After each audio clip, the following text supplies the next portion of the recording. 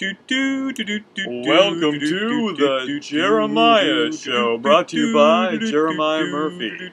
Today's episode, The Subway. Lemon available upon request. Hey there, welcome to the Jeremiah Show. I'm Jeremiah. Today I went to the post office to mail some items that I sold on eBay. And I ended up almost losing money, making a very small profit because I miscalculated all my postage. And this made me kind of angry, and I went to this big post office that looks like a courthouse. So afterwards I marched down the steps because I was all angry. I was like, I paid too much money. You know, it was one of those things. And you know, anyway, so I'm still angry. I thought I was over it, but I'm not. But anyway, then I got on the train to come up here, and I got a seat, so that's cool. I'm always excited to get a seat on the train. But then, like a couple stops in, the train stops, and this girl gets right in the door as it's closing. And she's kind of holding it open, and she's waiting for her friend. And then she's waiting for her friend, and immediately this guy goes, excuse me, what are you doing?" He's got like this really high-pitched voice, and he was like saying it, you know, when you're messing with your friends in public and you kind of want to draw attention to them. I thought he kind of knew her. I thought he was being kind of funny. No, but then I'm really serious. He's like, "Excuse me, stop! Get out of the door! You're holding up the whole train." And she's like, "I'm waiting for a friend," and you know, it's kind of rude, but everybody's held the door for somebody at one point, so you don't get angry about it. If you got angry at that kind of thing in New York City, you'd be angry all the time. So it's going on. He's like, he's not even swiping his card yet. Just let the door go. You're holding it up for all these people. And I kind of wanted to say something like, "Hey buddy, I don't mind." I kind of wanted to join in the fray, but I decided not to. Because this guy, he was getting really angry. And the guy that she's waiting for comes to the train, and he's kind of like dopey looking, and he's obviously had a few drinks.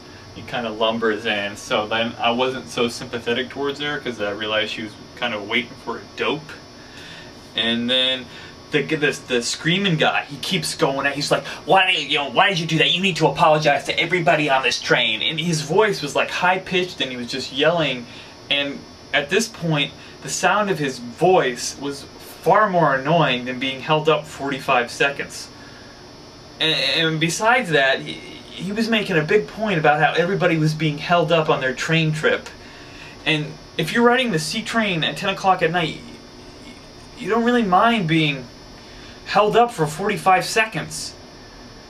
You know, a lot of work. Even the conductors usually say, "Hey, please stop holding the doors."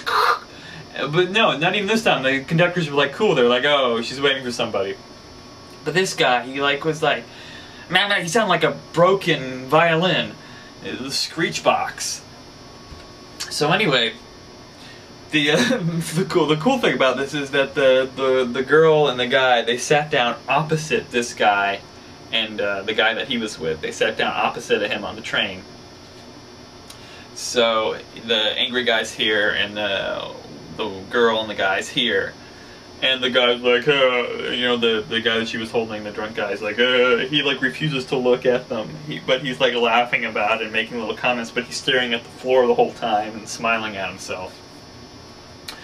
And the guy who was screaming just kind of like folds his hands and like stares at them, hoping that his penetrating gaze will somehow give them the ability to travel back through time and allow the doors to close sooner than they did, or something. Or you maybe do so that she would get up and say, "I'm sorry," to everybody on the train, which, like, nobody on the train cared. So anyway, they're sitting across from one another, and like the screaming kind of ended which was good because it made it more enjoyable, which was also kind of bad because I wanted to see more of a story happen here. But anyway, so they just have this little passive-aggressive battle royale sitting across from one another on the train, and like the boyfriend says something like, "I wish you would wrestle that guy," which this guy was pretty slight, so I'd kind of give and the girl was kind of like Superman holding the door open, so I'd kind of give her any physical advantage over the squeaky guy. But they finally get off at 81st Street, which kind of made me even less sympathetic towards them, because that means that they're filthy rich and they probably live in the Dakota. Why did they buy a cab or something? But anyway, so they get off, and as they're getting off, like, they have a little competition, like, I hope you enjoyed holding everybody up on the train. And she's like, well, I did, thank you. You know, they have one of those. And then as they go away, the door's closed, the guy, like, looks at his friend, the screechy guy, and he, like, laughs. He's like, he has this huge smile on his face, like he's proud.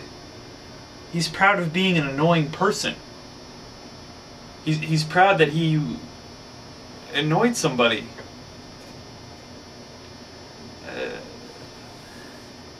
Like, his day was complete, and then he was talking about it for, like, the rest of the train trip. So if this event didn't happen, he wouldn't have been able to be a nasty person and be annoying and do this cathartic thing. Well, I think something else was going on with this guy. And then he wouldn't have anything to be talking about. Anyway, that's what happened on the subway today. Thank you for watching The Jeremiah Show.